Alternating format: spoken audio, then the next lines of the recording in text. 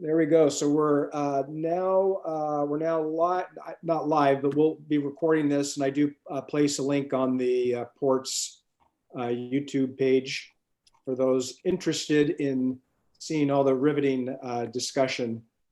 Feel free to join to see that at your convenience. We're also developing minutes from those archives as well. We'll be taking a look at some minutes at the end of this meeting. So welcome everyone. We've got a full agenda. Are there any changes to the agenda that was distributed?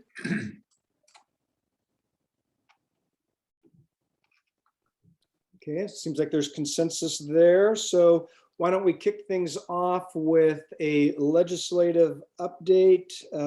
Brad, do you want to start things off? I've got Miles listed first.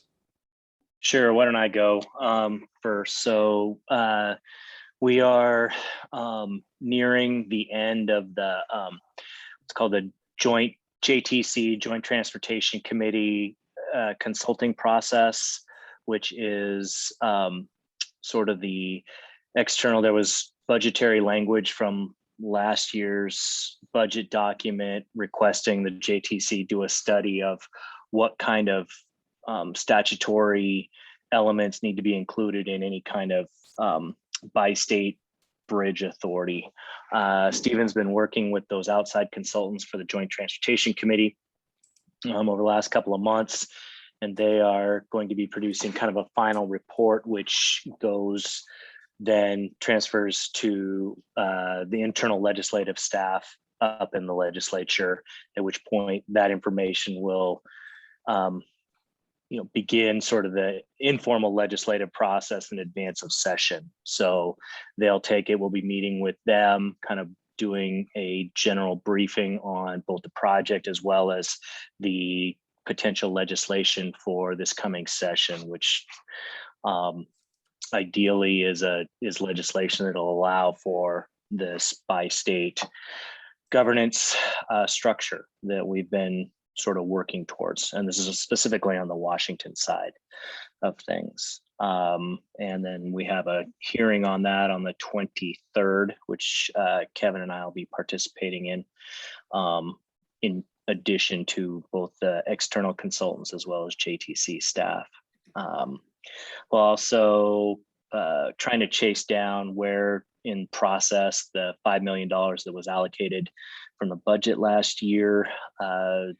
Right now, there's been, as we understand it, agreements made between WashDOT and ODOT to move that money through so that it can eventually transfer directly to the port. But there's some contractual slowdown in what we think it's sitting in the Attorney General's office, and the contract's just being reviewed. And unfortunately, the Attorney General's office, like everywhere right now, is short-staffed and has a COVID slowdown in terms of the contract review. But we're going to try and give a shove to that over the next week or so, and at least identify if there are any barriers and get that money flowing soon in the next couple of weeks. And then we will also, once we get past that JTC hearing, we're going to be working on getting some direct legislator meetings scheduled for not just myself and Kevin, but ideally we're trying to set them up for this entire group to start talking with Washington legislators, or at least the Washington side of this group, to talk to Washington legislators and start the briefing on not only sort of raise the education level on this project, as well as the draft legislation that we are working on. And then ultimately, if or when a Washington side transportation package moves forward, trying to maintain the at least signals of allocation of resource for this project from that large transportation package. So there's going to be a lot going on in the next 2 to 4 months for folks, including folks on this call. So I think with that, I'll stop and answer any questions that folks may have. Yeah, so Brad, this is Commissioner Fox. I'm sure you know that we're in the process of pulling together a replacement bridge management contract. And the intent of that is to be our arms and legs and manage the effort going forward with the AE contractor and eventually a construction contractor. We're going to need some funding on that, at least out of the $5 million, I'm guessing towards the end of the year. But one of the first things we want that new contract to do is to go write a RFP for a design contractor. And we would like to award that contract mid next year, calendar year 2022, to get the design going. And we'll stage it such that we'll use up available funds and have off ramps on that contract. But I think what we need to get all the way through the contract is probably somewhere between $40 to $50 million. If we can figure out how to get that, then we don't have to do these off ramps that are going to be more expensive when we go out for bid. Because contractors will build their profit as much as they can into the early phase of it in case we do cancel the contract. So in your efforts, if you could kind of keep aware in the back of your mind that we're really looking for $40–50 million that we can throw at the design effort and accelerate it. And we're going to need it, I'm guessing, sometime in the May–June timeframe. If we had that much, we could go full bore, flat out on design. And I think that gives us a much better case attracting the rest of it, which is the construction cost, shovel ready and so on. So, I mean, it's actually good to hear that kind of timing. I think the challenge, that level of resource is going to be linked to a bigger transportation package. We are currently trying to use the number 100 million from the Washington side. And that's been sort of identified in some of the early versions of a transportation package, at least on the Senate side.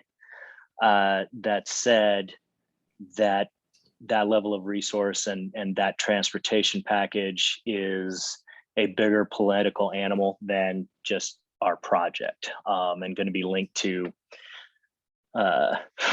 again, multi-billion-dollar tax revenue mechanism. And there's a lot of effort to try and push as fast as possible for that resource to start moving, but that's still ultimately up to the legislature. And I guess I'm not trying to hedge. I am trying to create realistic expectations on trying to get that level of resource in by mid next year. So with that in mind, remember, you've got a lot of resources out here in the hinterlands that are more than willing to jump in and help push the legislative branch to the need of this bridge. And we're trying to get that geared up, ready to go as well. So if you could, just keep in the back of your mind, 40 million is what we'd really like to have. And we could go like gangbusters. Can we do with less? Yes, but it's going to make it a lot more inefficient. Okay, understood. Okay, thank you. Quick question is, how much money do we currently have for this, that effort that was just talked about? Is that about the 15 million that we have lined up for the next go around? Right. If so, maybe a $10 million request from each state legislature becomes a little bit more attainable, which gets us to about 35 million. Well, let's round it up to I think if you go above 10 million, you're going to struggle with the legislature. So, I mean, again, we got 5 million last year, which we're trying to, push through. The the budget on the Washington side that took the biggest hit during COVID has been the transportation budget, simply because gas tax revenues, tolling revenues, all of those tools are actually the one thing during the economic slowdown that took the hit. So there is not, under current revenue streams, there is not much extra money. We were able to get the 5 million to start with because Senator King is well positioned and was able to move money from a different project over towards this. Now I'll go and I'll talk to him and see if there is any more flexing that could, and see if there is anything else at the same time until that bigger transportation package comes forward. I don't think that we're going to be able to move in the 15, 20, $35 million stretch. See what you can do. The more we get, the farther and the faster we can go on design. That gets us really shovel ready for the next piece of this thing. I think design is probably somewhere in the neighborhood of 30 to 50. And construction's got to be somewhere between 350 million dollars on top of the design. And we're going to know those numbers here in a couple of months. But that's the gross amount that we're looking for. And appreciate what you guys have done greatly thus far. But if we're looking at 5 million here, 5 million there, this project's going to stretch way out. And the old bridge is getting pretty beat up. Brad, I will do what I can. Okay, appreciate Brad, I it. have a question for you too. So we're just about ready to finish up the House Bill 2017 funding, and there will be reporting and so forth based upon that. How much progress will we need to show the legislature on the current appropriation in order for us to, I guess, show good faith on our effort moving the project forward? I think we'll be okay on that stretch. Again, just the natural bureaucracy around any of these appropriations, I don't think they're going to put that much pressure to have like a bunch of steps done on that 5 million initially, at least through this next session. And hopefully, like ideally through when they pass ultimately the transportation package, which could take up to a couple of years. But I mean, don't dawdle on it, but I don't think we're going to have pressure on making sure all that money's out the door quickly. Great. All right, we got Miles, any other questions for Brad before we switch to the Oregon side? All right, well, Brad, please, I know you got to get going, but we're going to be talking about a little bit more about governance. So if you can stick around, great. Otherwise, we'll catch you later. I'll be here till 2:30. Great. Miles, welcome. Your turn for the Oregon update. Good afternoon, everyone. As you probably recall, the last time we provided an update on what was going on in Oregon. The sort of major obstacle for moving forward with Bridge Authority legislation in 2022 was making sure we had buy-in from the co-chairs, House and Senate co-chairs of the Joint Transportation Committee. Since that meeting, I have met with both Senator Beyer and Representative McLean from that committee to talk through what the port is trying to accomplish with the legislation and why that 2022 timing is important in the larger context of the timeline for the project. I think, Representative McLean has been both supportive of the project as I communicated, but also has some concern as the co-chair, as the Oregon co-chair of the joint Washington-Oregon Legislative I-5 Committee about potential implications that a bridge authority for Hood River specifically may have for the I-5 bridge. And there is an ongoing study and conversation happening between Oregon and Washington about what sort of governance body should be overseeing the I-5 bridge project and managing that piece of infrastructure in the long term. And, in my meeting with her, Representative McLean reiterated her concern that potentially, establishing a bridge authority specifically for the Hood River Bridge could influence those conversations. I would say that she was more receptive to the idea that doing a Hood River Bridge Authority would not negatively impact the conversations around I-5 bridge governance. The next step there is going to be a more in-depth meeting with both Senator Beyer and Representative McLean in the room together with Kevin and Steve and probably Michael to talk through the legislation in a little more detail, answer any questions that they have. We'll also be meeting with the committee administrator for the Oregon Joint Transportation Committee to tackle some of the more technical aspects of the legislation. So really positive development. I think that's a really good opportunity for us to be able to assuage Representative McLean's concerns and make a compelling pitch for why we need to move this legislation urgently, and that this legislation is going to be very much confined to the Hood River Bridge. Working to find a time for everybody to sit down for that meeting. But as I think I explained, regardless of whether Representative Williams and Senator Thompson are willing to sponsor Bridge Authority legislation in 2022, without the blessing and the sign off of the co-chairs of the Joint Transportation Committee, that bill is going to be dead on arrival. And so having our co-chairs be open enough to this that they want to have a second, more in-depth meeting about it is a positive development. And I think we're hopeful that we'll come out of that meeting with their blessing to potentially move the bill in 2022. That's all I got. Does anyone have any questions?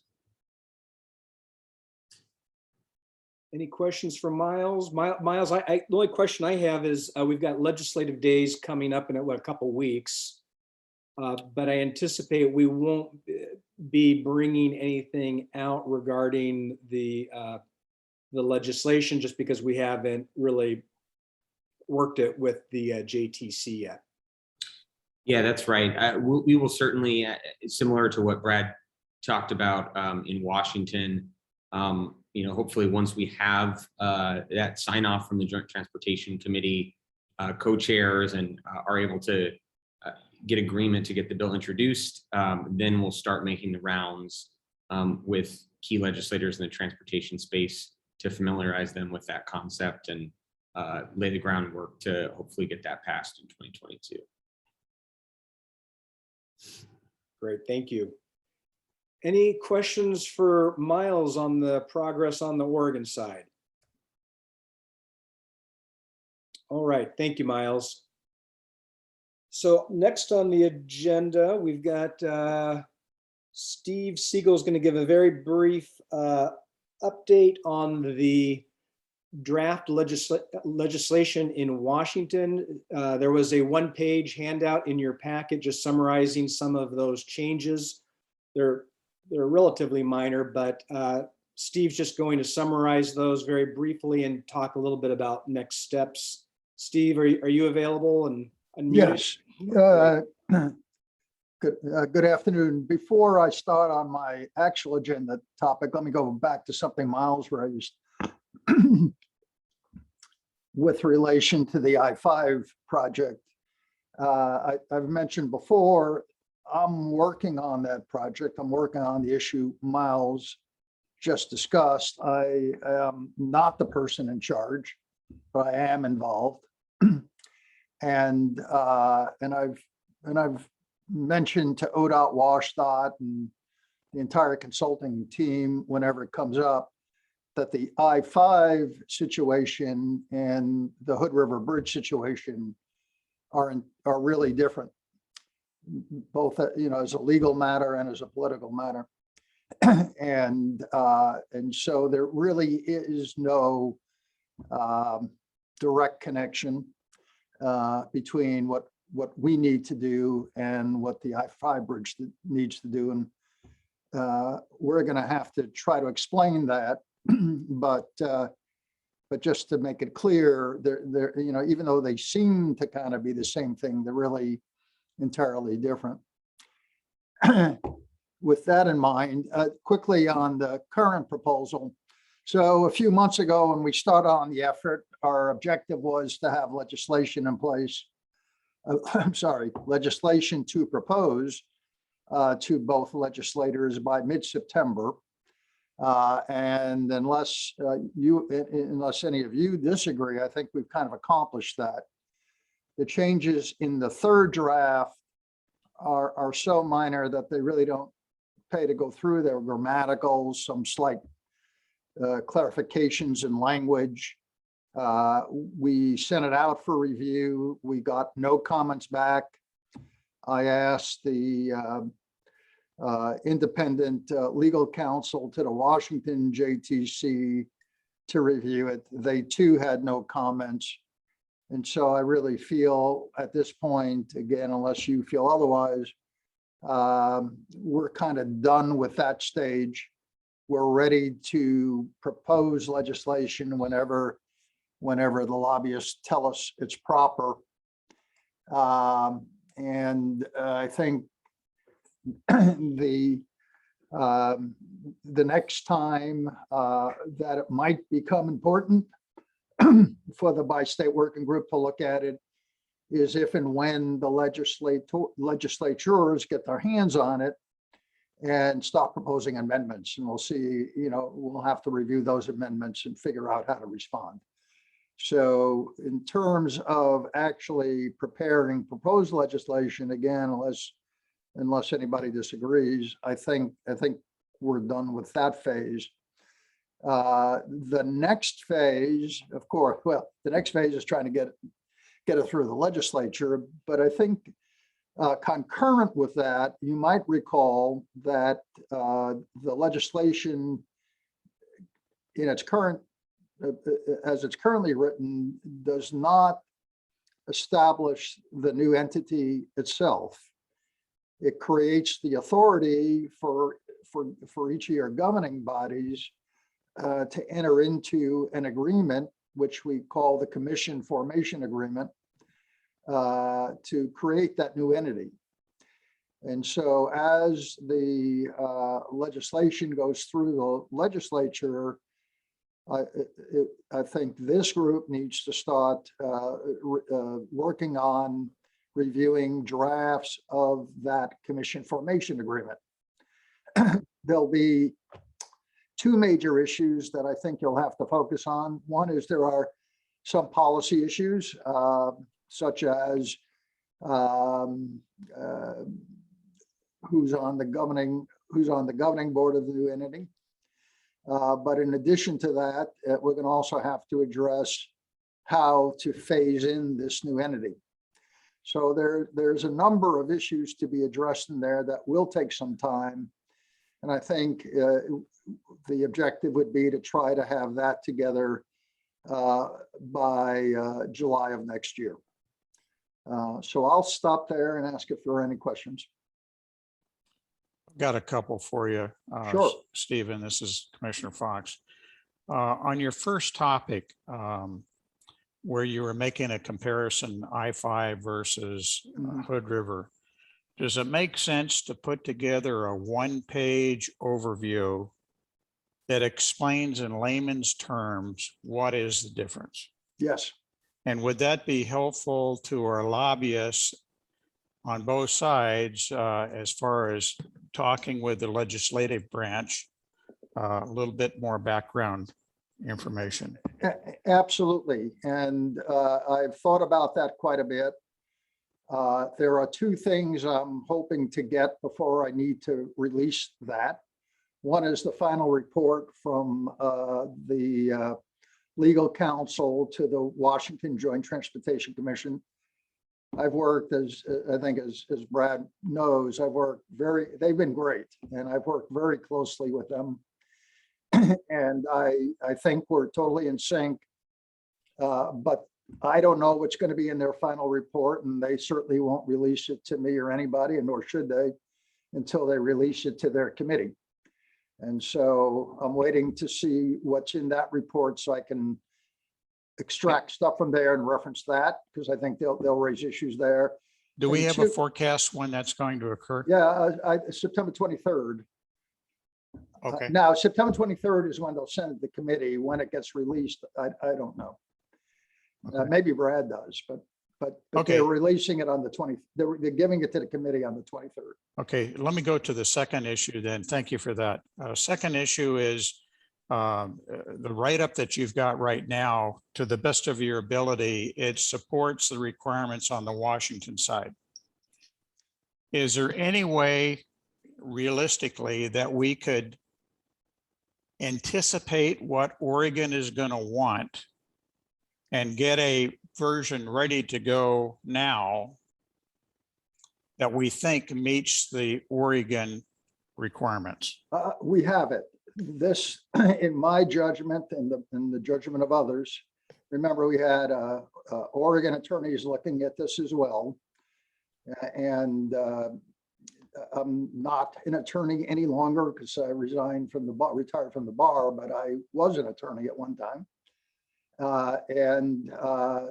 It's been know Oregon law reasonably well. Plus we had, lawyers on both sides of the river from local governments looking at it as well. This was not written to be Washington legislation. This was written to comply with for both states. Okay. And so I think we're there at this moment. I think we Okay, have. so the version that you sent to us to review, and I've read every page of it, it's our best version of what we think Oregon's going to want. Yes. Okay, Now, we haven't had the opportunity in Oregon like we had in Washington to work with at least legal representatives to the JCC. I understand. I understand. Okay, thank you. That was my two questions. Any other questions for Steve about the legislation or the process coming up? All right, Steve, thank you. Appreciate Thank you. that. Let's see, we are 2:29. So the next item is a placeholder that Commissioner Fox asked to be added to the agenda, just a governance progress. Mike, Actually, Bob Benton's going to take this one. got it. Yeah. Thank you, Kevin. So there's been a couple things that have been kind of on my mind and have been discussed between members of the group. And I think one of them is basically the structure of this committee, and the other one is our relationship with the Port Board. So I'm going to kind of start just by giving some bullet points on maybe redundant, but things that are priorities, and then make a couple comments about or proposals about how I kind of feel like we should be set up as a group and interact with the Port Board. So I think this all kind of is based around time is of the essence. We've talked about this before. We have the best chance in the generation to capture public funding for our bridge. We need to accelerate our work, move faster. We need to move faster than we have been, and to really get to the best position possible to earn funding. The decline of the bridge poses an unacceptable risk to the prosperity and livability of our region. We must be sure the ability to move people and freight across the river is not further diminished or interrupted. We cannot afford to keep sinking money into upkeep for the existing bridge when we need that money to build the new bridge. So the Bi-State Working Group and the Port of Hood River can accelerate the efforts to replace the bridge by streamlining and empowering citizen oversight of the process. The Bi-State Working Group should have a member chair, co-chair, or a chair, vice chair from Oregon and Washington who set the agenda and run the Bi-State Working Group meetings with staff support from the Port of Hood River. The chair and co-chair should meet with the port president regularly for updates. And through conversations with members, at least from the Oregon side, Mike Fox has offered to be the chair from the Oregon side. And then the second point here I'd like to make is really want to clarify the Port Commission and Bi-State Working Group roles and priorities. The Port Commission, from my opinion, should be acting as the fiscal agent for the bridge replacement, and the bi-state working group should be setting the strategy and policy on behalf of the cities and counties of the region. Bridge replacement is the #1 priority for the Port Commission, and it's the only priority for the bi-state working group. Anyway, advancing the project at every opportunity should be our #1 focus, and the Port and bi-state working group need to take every prudent action to step up the pace and remove any impediments that exist.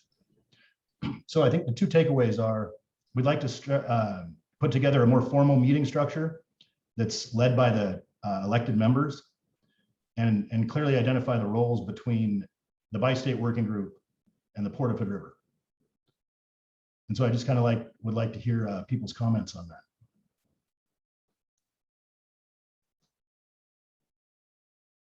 I'll start it off.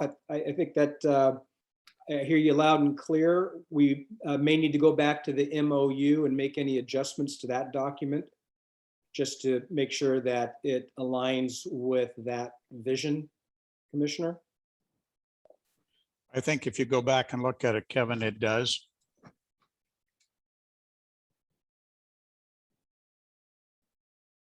Jacob, go ahead. I'm sorry.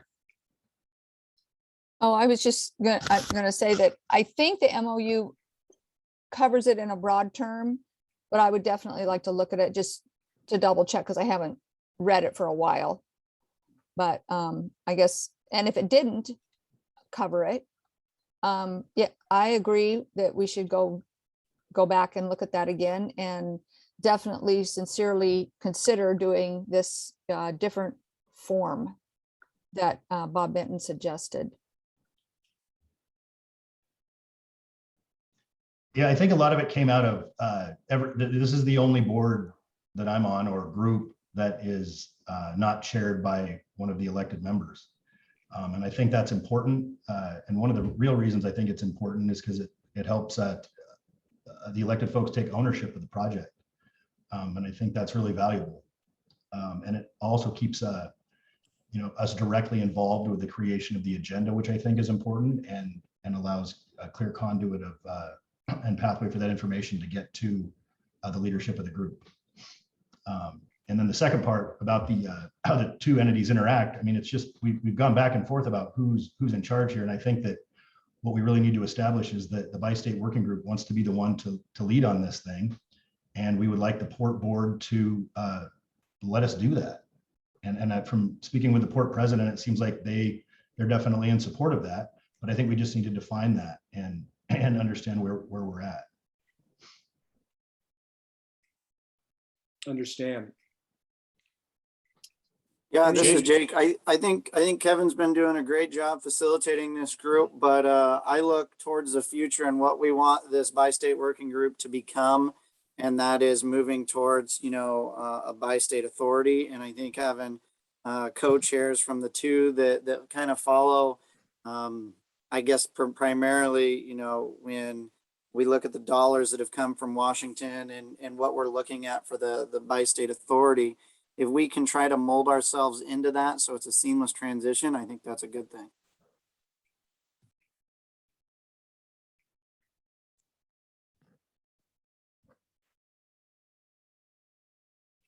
Mayor Barnes, any comments? Well, I think Jacob just nominated himself for co-chair. Second the nomination. I was thinking the same exact thing. Go, Jake.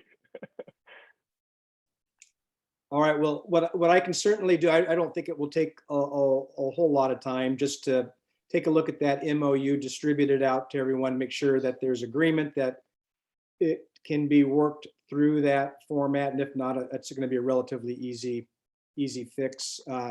Steve helped the bi-state working group craft that document. Steve, do you have any preliminary insights into how the MOU currently is set up and the request by Commissioner Benton?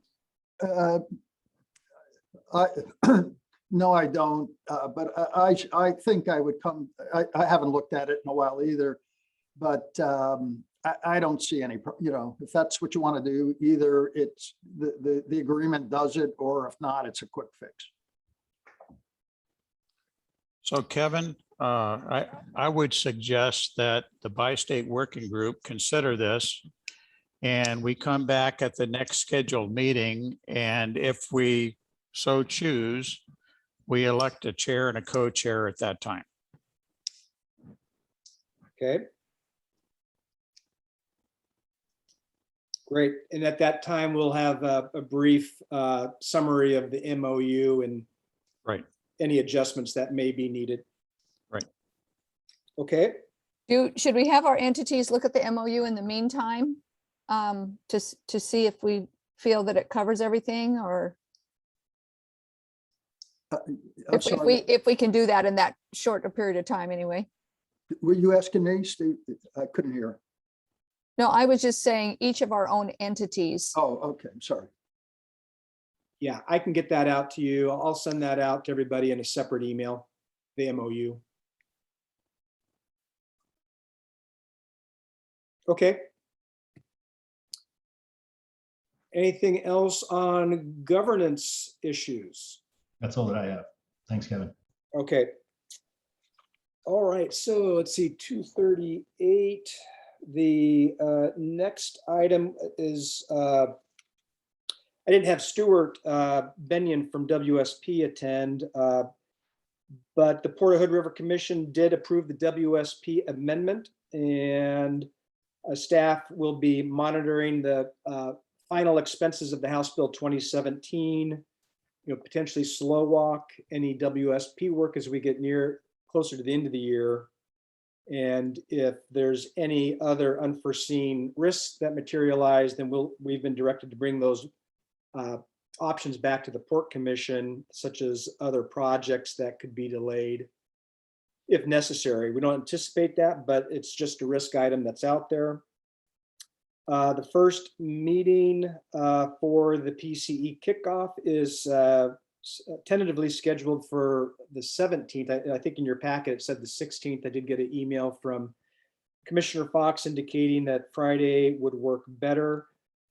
Stewart and WSP is also, they're currently trying to get their availability distributed as well. I do see Gordy Kelsey from Klickitat County was on the line. He's still on. I did have a brief conversation with Gordy and just checked his availability. I didn't know if it was necessary for his involvement, but just wanted to get it on his radar. So if there's some interest in Gordy sitting in on that and he's available to, that's available to the process. And just the agenda for that first meeting, obviously Commissioner Fox, you're aware of this, but it would just be reviewing critical quantity items, high risk items and assumptions. And I believe the estimated time for that, Mike, was 1 to 2 hours. Yeah, it's probably 2 hours. So if we go back to the discussions we had with WSP, the first piece of this thing is really define the scope. What scope is going to be included in this particular project? And a subset of that is which is the high cost scope that WSP will then re-estimate. So it's really important. Step one is to understand the scope of the bridge, the scope of who's providing what. Had a great discussion with the Port Executive Director this morning. And I think we're on the same page as far as information that the port's going to provide. There's a lot of work there that Michael's going to get his team lined up and start getting it documented. So we've got a robust estimate at the end of the process. All right, so that's the update on the preliminary cost estimate. The next item is the planning level post-Nepa budget. We've had, and I'll bring this up on the screen just for discussion purposes. There it is. This is an attempt to show the estimated costs for the post-NEPA work.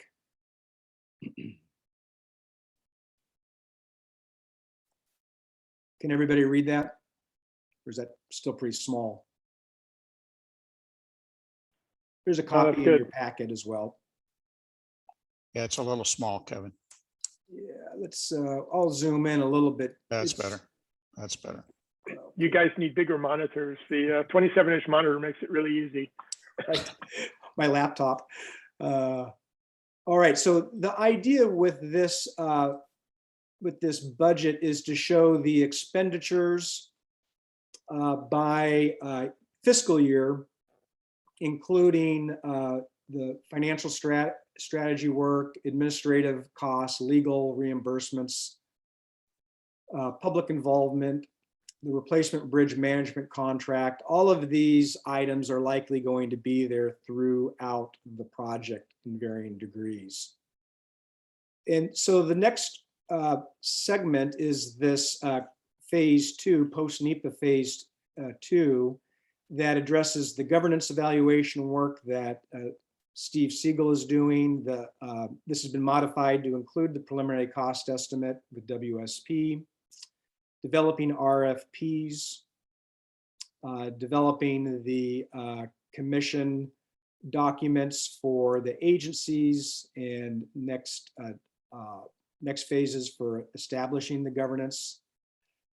Some of these items are known, but where they ultimately live is to be seen. They may be in the replacement bridge management contract. For instance, there's a placeholder here for project delivery support. If for some reason it makes sense to either roll this into the RBMC contract, so be it, or if you need an independent review or participants, that's a placeholder for making those determinations. Toll policies, so that's been Stantec in the past, has done work for the port in various levels of detail. There was a sketch analysis done 2 years ago, and there has been recommendations that shortly after the NEPA process that there be a review of tolling policies, as those would be informative as financial plans are developed. The more detailed traffic and revenue surveys and extensive interviews of motorists in the area, that would be done a little bit later, but would still need to be identified in funding to become coming down the pike. We've got the geotech borings, which could be a component of the engineering. And all of these costs are color coded with the intent of them matching the funding that we've received to date. So those red items are currently budgeted through the House Bill 2017 funds. The build money is identified here as well. That's a bit more prescriptive money. So it's going to be, we'll want to stick to using the build funds for the engineering predominantly. And then there's the placeholders for the Washington State funding and the Oregon ARPA funding, which would come down as the project progresses. I anticipate that this will be a starting point for the replacement bridge management contractor, and that they'll take this and improve upon it. Maybe they'll merge some of these tasks, but this is the planning level document that I've used when Brad or Miles or others need something showing how this money is likely to be spent moving into the future. So in your staff memo, I've included just a summary of those tasks. And obviously the biggest thing is that there's clearly not enough money. I mean, we still have placeholders in here for more engineering and as the progress progresses. And so I just wanted to get this in front of the bi-state working group and just get any feedback to the degree that it's a planning level document at this point. Yeah, Kevin, I think this is it's a good, as you say, starting list.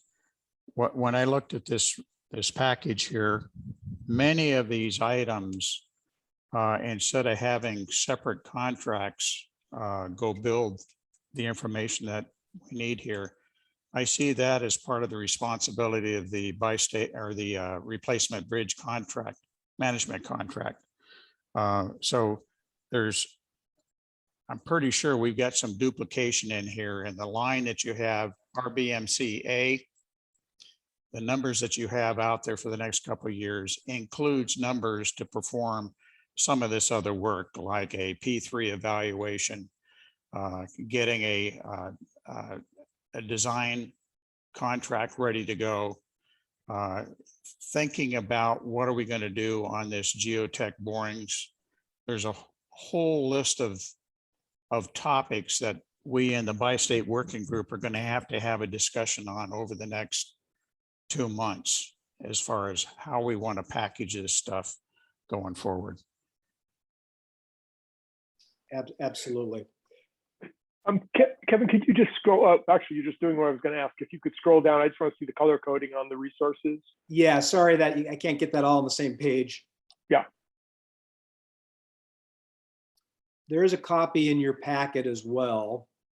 Okay, great, thanks. No, I appreciate it. I think I've seen enough there. All right, well, I just wanted to bring that up there. It will certainly be improved upon as we get the RBMC on board, but wanted to share with you what staff is utilizing as we talk to legislators and others about the future of the project. Let's see, 248. So the next item on the agenda is the RFP development for the replacement bridge management contract. I did, and I certainly apologize for including that markup in your packet. I don't expect you to have read that. And I would certainly let you read it or give it to others. It would be nice to get any feedback that you may have by the end of the week so that we can incorporate any of those changes or adjustments. You know, some of the main elements that I included in the staff report, just to point your attention to, is inclusion of a project organizational chart. So I think we want to put in some type of org chart that shows how the owners are set up and how we engage the RBMC and those and other consultants if we're going to have them. So that's something that we still need to work through. Also, just a comment that's unique is that the RBMC project manager would be taking a daily direction from the lead port commissioner. And so I think that's unique to this RFP that Commissioner Fox gave us in the original outline. And let's see, also, there may be a need for inclusion of local subcontractors. And I think that that's something that we should consider. I know from example that there's many capable drone photographers and videographers in the area that have wanted to participate. And so, you know, that might be an area of discussion about how we can utilize local talent when possible on this project. So feel free to Kevin, jump in. Yeah, go ahead. yeah, this is Commissioner Fox. The issue with direction, the model that I was thinking of is more like what Department of Energy uses, where they have a contracting officer and they have a contracting technical representative. The contracting officer in this case, I believe, is the port executive director. That person is responsible for administrating the contract terms of the contract. As long as the work that is being performed is within the constraints of the contract, then the contract technical representative, proposing that we have the lead commissioner be that, can do that. They can ask for reports, give partial direction of what should go first or second or third, as long as it's within the scope of the contract and I think of the fiscal year, we're good to go. Again, contractually, anything contractually that has to be changed must go through the, not only the executive director, but of course the Port Commission today. Maybe eventually it'll be the other authority to get approval for a contract change. We've had some discussion this morning, Michael and myself, and I think we're kind of in agreement that the way we would work this, we propose to work it, is we develop a 1 year, if you will, work plan. And we'll get it onto a schedule where we decide what we want this management contract to do in the first year. And they're signed up. We have a limitation of funds clause, so we set the funding limit on it. And as long as the folks are working within that general parameter, it's considered within contract. And we'll get that set up. Once a year, we go through that. The bi-state working group will be very much involved in setting that criteria for the following year and the year after and so on. So that's what we're kind of thinking about there. The area in the draft document that needs to be beefed up, I believe, is in the area of evaluating bidders and selecting the bidder to proceed forward with. That needs a lot of work, and I think it may be worth, Kevin, a little work session with members of the bi-state working group, and we talk through a couple of options there.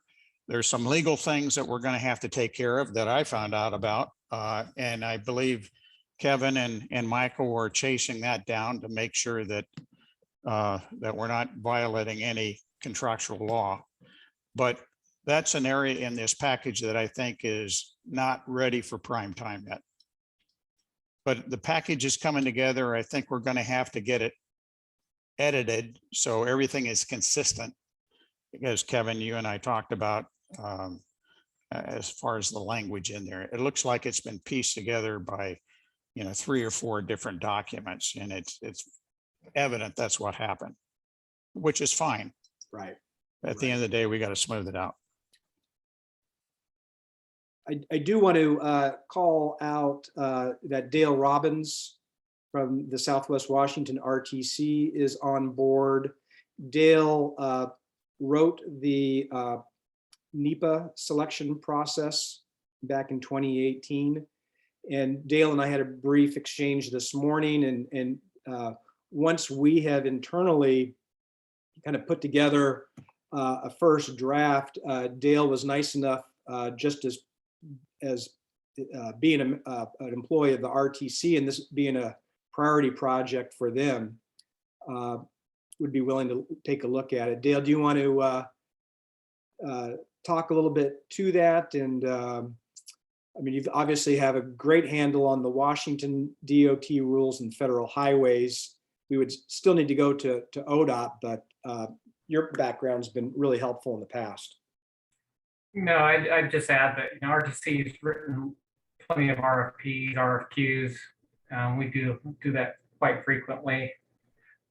Just more than glad to help our regional partners in moving this project forward, and more than glad to spend a few hours helping you out. Great, thank you, Dale. Hey, Mike, I've got a quick question for you. So I understand the process we'll go through to make sure that this basically says what we wanted to say, but you just talked about legal review. How do you imagine that legal review happening? Mike, you're muted. Which Michael are you talking to? I was talking to you. Okay. So we've had discussions between Michael and Kevin, and once this document is cleaned up enough, we think it's real close, then the idea was to take it to, what's the name of that outfit, Kevin? Our outside counsel, Schwabe Williamson. Yes, yes. Take it through them. Great. Thank you very much. All right. Well, I'm not going to read my report to you. You've seen it and can reference it as need be. Just one other thing, which I think is just the assignability. If and when the Bridge Authority is propped up, it's very possible that this RBMC contract could be assigned. I'm not sure if that's the exact legal phrase, but from the port to the new Bridge Authority. So there just needs to be acknowledgement of that. So Mike, I guess we'll continue to fine tune these elements with Michael McElway and other individuals' input over the next week. And so Dale, I'd certainly like to get you something early next week for your review. Okay, it may behoove us in that area of evaluating and awarding, once it's a little bit more mature and you've done the due diligence on whether Nice. we can judge finances at the same time. We ought to get that, and then probably have a working session with at least whoever from the bi-state working group would like to participate. I expect that should be a relatively short 1 hour meeting. But I think that one's really important, how we're going to evaluate this bid. This is kind of a test case, guys. This is the small, easy one. We got two big ones coming at us. So we can learn on this one. Is there any interest, just should I just go ahead and schedule it for the entire working group, or are there individual members of the working group that would like to raise their hand and say, please include me? I'm happy to take a look at stuff. I think it's probably a good idea just to let us self-select. I suspect many of us are not interested, but if you're not interested, let me know so I'm not waiting for for a response and trying to get it scheduled.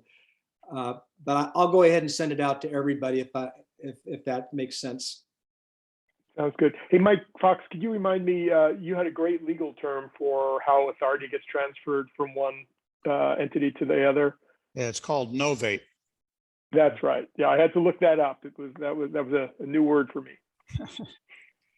Mayor McBride? I am not a techno person. I could look at some things for big picture. Ooh, this looks like it could be an issue kind of thing, but the technical parts aren't my thing. I'm happy to look at it, but I don't know, sitting through a meeting of a bunch of technical stuff won't, keep me awake probably. But I'm happy to look at it on a big picture basis. Kate, Thank what I you. think we're talking about here is how are we going to make the decision to select contractor A over contractor B? So it's really not technical, but it really addresses that decision-making process. And I think you would be outstanding in bringing, common sense to that approach. That part, common sense, it's just developing a criteria that's quantitative enough that you can really look at one versus another and being able to pick those things out. Figuring out the quantitative part is not my thing, but looking at it the way you're describing, Mike, yes, I can do that. Okay. So I'm willing to help. Super. I think it's kind of like how you select a city manager. Yeah. Well, when we did the NEPA selection process, there were some nice quantitative items that each of the reviewers could score against, and then they kind of ran up their score for that category. And Mike, I'll send everybody an example of that. But Dale was very helpful in in coming up with some ideas for that as well. Yeah, one of the thoughts that we had in that draft document is an oral board review. And it would be made up of a couple of points. One is that the team would stand up, introduce themselves, talk a little bit about their background, experience, and so on. But then the real meaty piece of it is we would give them 2 questions to answer. And the selection board would leave the room and let them work through those answers. And we would come back in a period of time, 30 minutes or so, 45 minutes. And they would present their response to the challenge that we gave them. And I've had to live through that on both sides of the table in my past life. And what's really cool about that, you get a real sense of, do they have a team, or is it one individual really driving something? And I think we want to see a real balance of how they work together to come to a conclusion that they can all live to, that makes sense for us. And that whole mechanics is fascinating to watch during the oral board. All right. Any more comments on the RFP process? All right, hearing none, 303. All right, the next item is the inclusion of the July 17th minutes. We're starting to draft minutes for your review. There's always a little bit of a delay in getting those drafted up for you, but there was a copy in your packet. Commissioner Fox, I did incorporate your line as well, your edit. Which was, why don't you want to just say what your change was? Yeah, it was to Mr. Siegel's comment about, can we proceed without having this legislation in place? Can we proceed with, building this bridge? And the initial response was no. And then when we challenged, the response came back, yes, we can. So I'm fine with the notes. I would suggest, if at all possible, Kevin, that we get those notes turned around much quicker. Because I know you're like me, the longer you wait, the less you remember. And then you go into a big do loop about, why didn't you include this? Why did that kind of a thing? So I would just encourage, let's get the notes out in a matter of a couple of days as a draft instead of a week or 2 weeks or a month, if possible. I will do my best. I think a couple of days is going to be a challenge. The way that we do it, you may not be interested in how the sausage is made. We actually have another staff member that actually reviews the video, and that's how they're drafting the minutes. But we'll certainly work on getting those out in a more quick fashion. Just an idea that we've come to use at the city, because we'd send out the minutes with the packet, and then everyone would look at those minutes and go, oh, well, I think, this should have been changed and that should have been changed. And then, just got to be too much.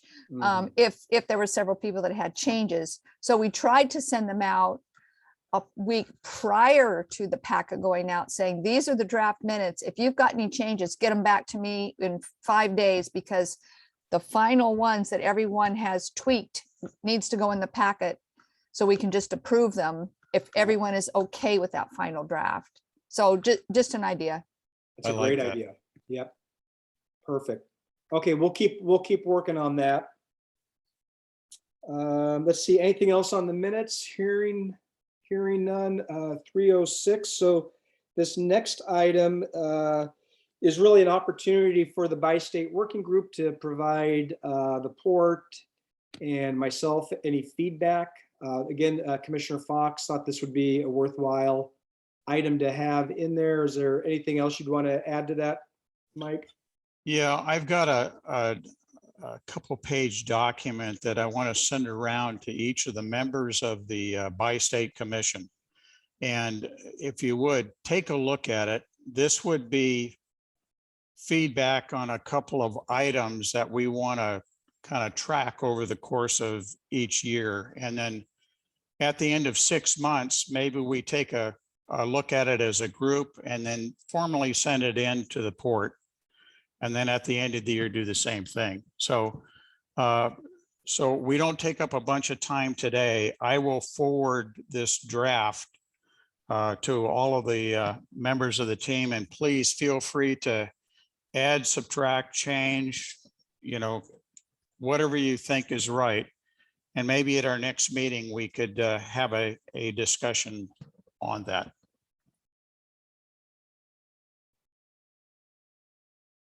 Kind of a performance review on a 6-month cycle. Yeah, yeah. So, you know, if we see a problem brewing, let's not wait a whole year. Let's make sure that we're talking about it. Mhm. Great. Okay, I'll make a note for the next meeting as well to include that. And then if you want, you can either forward that to me to distribute or just include me in the distribution on that, please. Okay. And Michael. All right. So let's see, that gets us to other items. Is there anything else? Anything you're hearing on the street? Any other ideas, concerns, comments about the bridge replacement effort?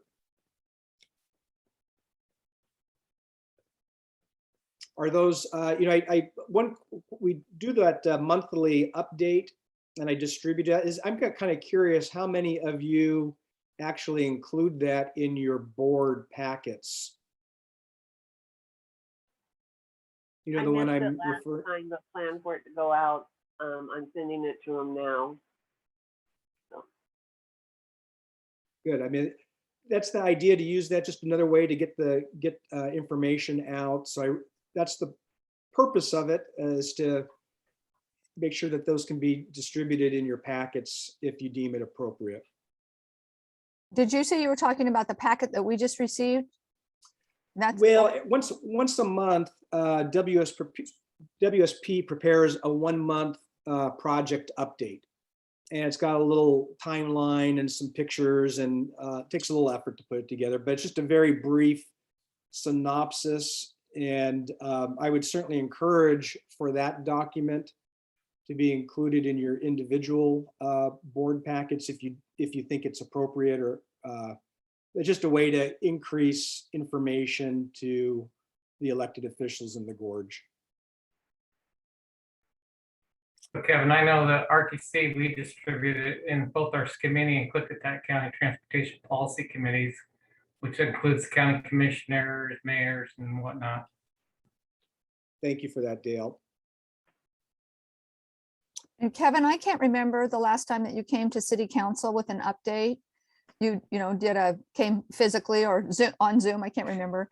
It may have been on Zoom last time, but if you could maybe look through that and see when that was the last time, because it seems like it's been a while, and maybe you could come again and do an update at one of our meetings, you know, 5 or 10 minutes at the most. Absolutely, would love to do that. Yeah, let me Okay. follow up with you on that. I've done some of that as we've gone through talking about the meetings we've had, but I think when you do the bigger overview, that's it's really nice. People like to hear that from you. Excellent. All right, well, everybody, our next meeting, aside from any special meetings or committee meetings, would be October 11th. So we have a lot to work on between now and then. Feel free to give me emails, calls if you've got any thoughts or suggestions, and I'll certainly appreciate your time and enjoy the rest of your day. Wait, Kevin? Yeah. Just that is Indigenous Peoples Day. And I know that some entities are not working that day. And so I don't know if we would want to, you know, change it to the next day or what. So I just wanted to mention that. Good, very good point. What is the feeling of the group? I mean, there's the 12th. How's the Tuesday, the 12th work? Or should I send out it seems like a question for staff. Are you guys going to be working that day? I'll be working that day. So is it a problem? Kate, are you available then? I'm available. Yeah, well, our city council would be, normally be that day, but we won't have it that day. I know we won't have it till Tuesday. But I'm available. I just wanted to check with other people. Any other agencies that wouldn't work out for? Well, maybe we should just keep it on the calendar then. All right. Perfect. Thanks for bringing that up, Mayor. All right, everybody, enjoy the rest of your day, and I will be forwarding some information to you shortly. If I could just say real quick, it's a real pleasure having Dell Robinson with us today. And I hope, Dell, that you continue coming to these. And I know that you're a wealth of information that we can piggyback off of. Thank you. Yeah, usually Matt comes to these meetings. I'm filling in for him, but we communicate quite well with each other. Great. All right, anything else? All right, bye-bye, everybody. Thank you. Bye-bye.